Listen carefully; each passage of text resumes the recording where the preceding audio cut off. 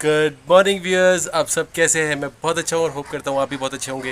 हाजिर हूँ मैं अपने डॉग्स के साथ में और अपने नए व्लॉग के साथ में। आज हम डिस्कस करेंगे एक और मेडिकल इशू। आज बारिश आने वाली है, ह्यूमिडिटी बहुत ज़्यादा है। गर्मी तो इतनी ज़्यादा नहीं है, लेकिन डॉग्स को ज़्यादा गर्मी लग रही है क्योंकि ये ह्यूमिडिटी बर्दाश्त नहीं कर पाते। आइए चलिए डिस्कस करते हैं आज का हेल्थ इशू और देखते हैं कि ये लोग क्या बदमाशियाँ कर रहे हैं। आज हम बात करेंगे पपीज़ के अंदर होने वाले पार्वो वायरस के इन्फेक्शन की। ये बड़ा ही ख़तरनाक इन्फेक्शन होता है जिसके अंदर उल्टी और दस्त होते हैं, जिसके अंदर ब्लड आता है। और ये होता किस लिए? डॉग के इंटेस्टाइन के अंदर इन्फेक्शन हो जाता है। ये वायरल इन्फेक्शन होता है और ये बहुत ही जल्दी एक डॉग से दूसरे डॉग को फैल जाता है। फैलता कैसे? कोई इन्फेक्टेड डॉग अगर किसी हेल्दी डॉग के कांटेक्ट में आता है तो ये बीमारी बहुत आसानी से फैल जाती है। देखिए, मैं कुछ चीज़ें आपको बता दूं। ये बीमारी अक्सर उन जगहों पे ज़्यादा फैलती है जहाँ पे मौसम में नमी होती है, बारिश होती है। महाराष्ट्र रीजन के अंदर बहुत ज़्यादा ये बीमारी है और अक्सर मेरे पास कॉल आते हैं कि सर हमारा पपी बीमार है, वो कुछ खाना नहीं खा रहा है। मैं आपको इसके इनिशियल सिम्टम्स बता देता हूँ। पपी की सबसे पहले पपी एकदम लिथार्जिक हो जाता है, बिल्कुल भी इंटरेस्ट किसी चीज़ में नहीं लेता, एक जगह पड़ा रहता है। ऐसा लगता है कि अचानक उसे कोई बहुत सीरियस बीमारी हो गई है। ऐसी कंडीशन के अंदर क्या क्या ट्रीटमेंट देने चाहिए वो आज हम डिस्कस करेंगे। मैं जो भी आपको मेडिसिन बता रहा हूँ वो मेडिसिन आप डॉक्टर की सलाह और निगरानी के बिना ना लें। मैंने ये वीडियो आपकी इन्फॉर्मेशन के लिए और नॉलेज के लिए बनाया है ताकि आप कोई भी मेडिसिन अगर आप यूज़ करते हैं तो आपको पता चल सके कि हाँ, ये सही मेडिसिन यूज़ हो रही है या नहीं। आखिर ये बीमारी शुरू कैसे होती है? देखिए, ये बीमारी पूरे आसपास के इलाके में होती है, लेकिन ये जो बड़े डॉग्स होते हैं ये इससे इम्यून होते हैं।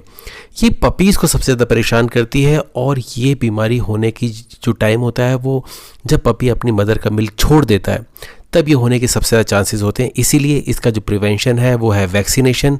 आप पपी का वैक्सीनेशन टाइम टू टाइम कराएं। इसके लिए मैंने अलग से वीडियो बनाया हुआ है। क्या क्या वैक्सीनेशंस लगते हैं ये सारी जानकारी आपको होनी चाहिए। पपी पालने से पहले एक बार इन्फेक्शन हो गया तो वैक्सीनेशन काम नहीं करता, इसलिए वक्त रहते वैक्सीनेशन कराएं और सही टाइम पे कराएं। देखिए, कुछ चीज़ें मैं साफ़ कर देता हूँ कि एक बार पपी को इन्फेक्शन हो गया तो इसका घर पे इलाज नहीं हो सकता। क्यों? क्योंकि जितने भी ओनर्स होते हैं वो डॉक्टर्स नहीं होते। उनको डॉक्टर की सलाह लेनी पड़ेगी क्योंकि इस बीमारी के अंदर मुंह से कोई भी चीज़ नहीं दी जाती। मैं फिर से रिपीट कर रहा हूँ, इस बात को आप नोट कर लीजिए कि मुंह से कोई भी चीज़ नहीं दी जाती क्योंकि इंटेस्टाइन के अंदर इन्फेक्शन होता है। उस इन्फेक्शन को आप फिर से एग्रीवेट कर देंगे, बढ़ा देंगे अगर आपने मुंह से कोई भी चीज़ दी। हाँ, दवाइयाँ बहुत कम क्वांटिटी में जो ज़ुबान पे ही एब्जॉर्ब हो जाती हैं, पेट तक नहीं पहुंच पाती, होम्योपैथिक मेडिसिन्स वो आप दे सकते हैं, वो भी ड्रॉप करके, वो भी पानी के साथ ज़्यादा नहीं। क्यों? क्योंकि अगर पानी या खाना इसके पेट में गया तो पपी की लूज मोशंस और वोमिटिंग नहीं रुकेगी। जहाँ से आपने इलाज शुरू किया था इलाज आके वहीं रुक जाएगा, पपी की कंडीशन वर्स हो जाएगी और पपी को आप नहीं बचा पाएंगे। इसीलिए डॉक्टर आपके पपी को सलाइन देंगे, साथ में एंटीबायोटिक देंगे। उसके बाद में लूज मोशंस को रोकने की मेडिसिन्स और उल्टी की मेडिसिन्स ये साथ में चलेगी, लेकिन सब सलाइन के अंदर चलेगी, सलाइन के बाहर नहीं चलेगी।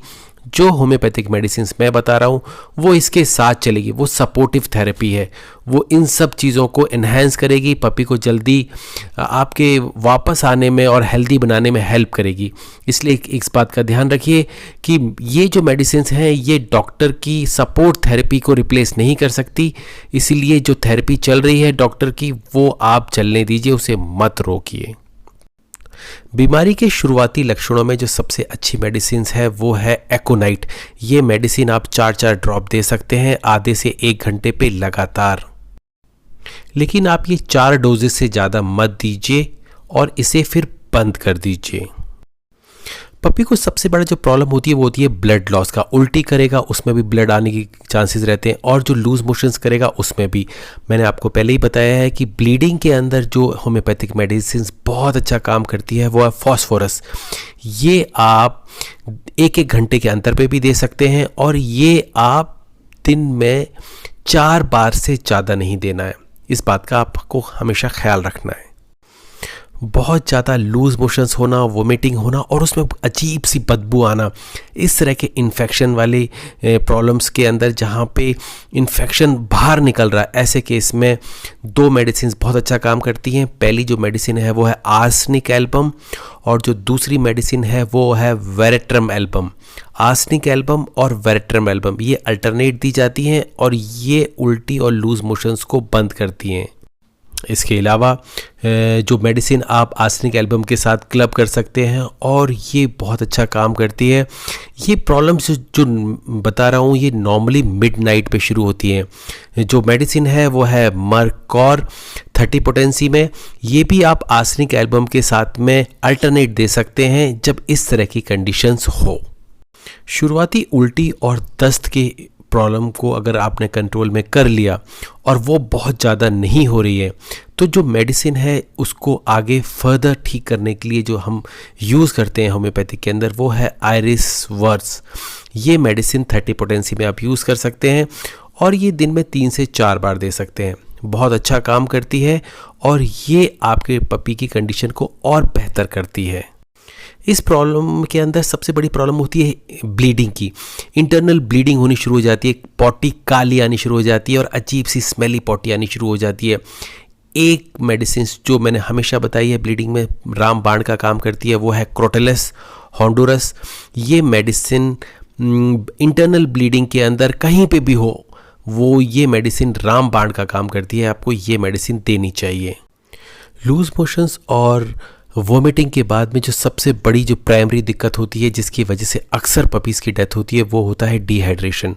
इसी के लिए हम उसको सलाइन लगाते हैं। देखिए होम्योपैथिक मेडिसिन के अंदर वीकनेस और डिहाइड्रेशन से लड़ने के लिए हमारे पास एक बहुत ही अच्छा ऑप्शन है, वो है चाइना आप दे सकते हैं दिन में 3 से 4 टाइम। 2 से 3 ड्रॉप डायरेक्ट आप ज़ुबान पे डाल दीजिए, पपी के अंदर एनर्जी आएगी बीमारी से लड़ने की। देखिए एक चीज़ मैं आपको और बता दूं, ऑलरेडी मैं इसके ऊपर पहले भी वीडियोस बना चुका हूं। आपको कुछ नहीं करना है, ड्यूरेबल कैनल टाइप करके पार्वो टाइप करना है, मेरे कई वीडियोस इस पे मिलेंगे। अगर पपी की वेन नहीं मिल रही है और आपको सलाइन लगानी है तो आपको एक चीज़ मैं और बता दूं, पपी के स्किन के नीचे भी आप सलाइन लगा सकते हैं पपी को अगर आपको बचाना है। अगर आपको कोई भी डाउट है तो आप मुझे मैसेज कर सकते हैं, मैं आपकी हेल्प ज़रूर करूँगा। होप ये वीडियो आपको इन्फॉर्मेटिव लगा होगा। अगर आपको पसंद आए तो प्लीज़ इसे लाइक शेयर सब्सक्राइब जरूर कीजिए। हमारे इस चैनल में 700 से ज़्यादा वीडियोस हैं जिसमें मैक्सिमम वीडियोस डॉग हेल्थ के ऊपर है। अगर आप इनको देखेंगे तो आपकी नॉलेज में ज़रूर इजाफा होगा। Thank you for watching us. Have a good day.